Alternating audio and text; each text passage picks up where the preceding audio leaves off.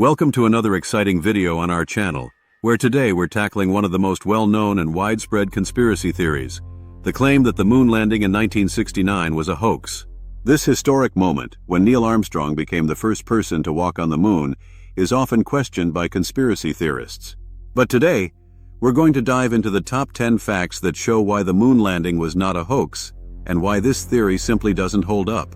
First, let's talk about the famous flag that was planted on the moon. Conspiracy theorists claim that the flag appears to be waving in the photos, even though the moon has no atmosphere. But the explanation is simple.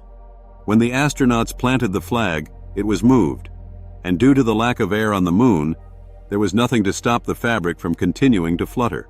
The flag wasn't waving like it would on Earth.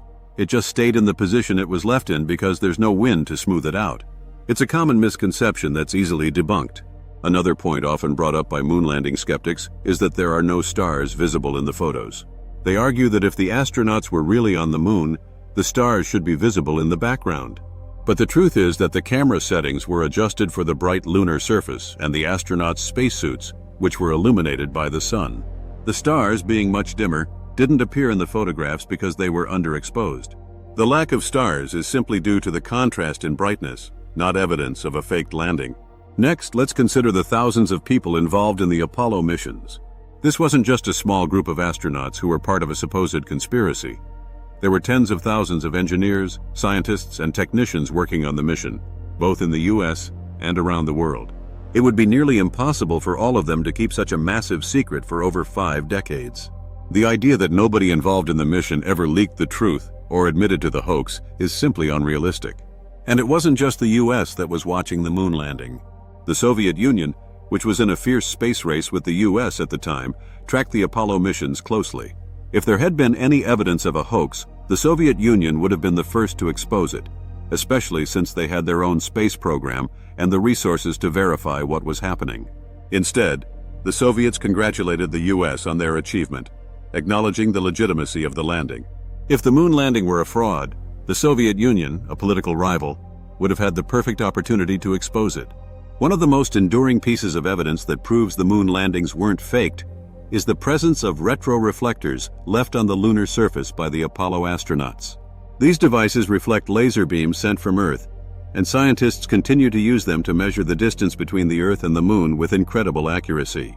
The fact that these reflectors are still there today is something that can't be faked in a Hollywood studio. Let's talk about the moon rocks brought back by the Apollo missions.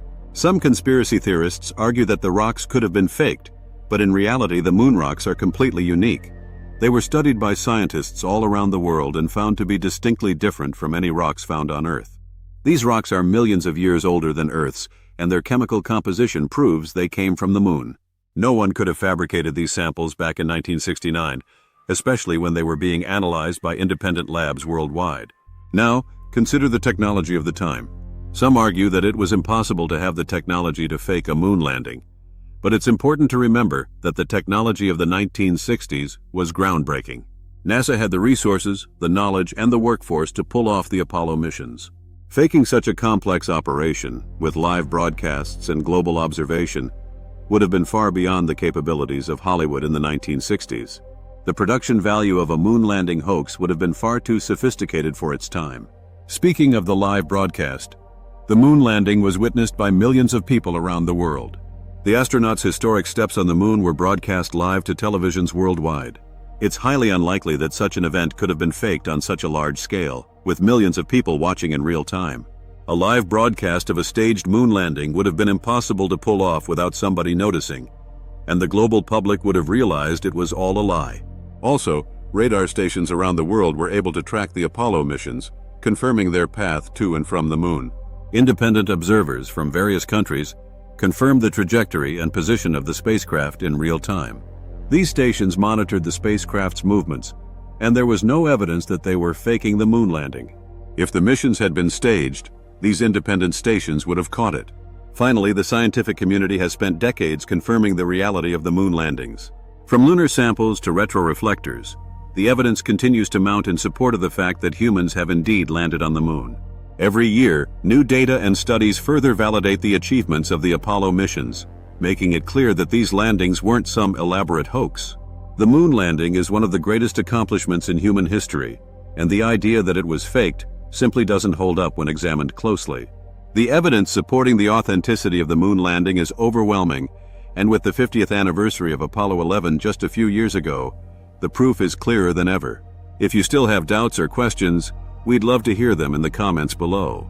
Make sure to like the video, subscribe to the channel, and hit the notification bell so you don't miss any of our future videos. Thanks for watching, and we'll see you in the next one.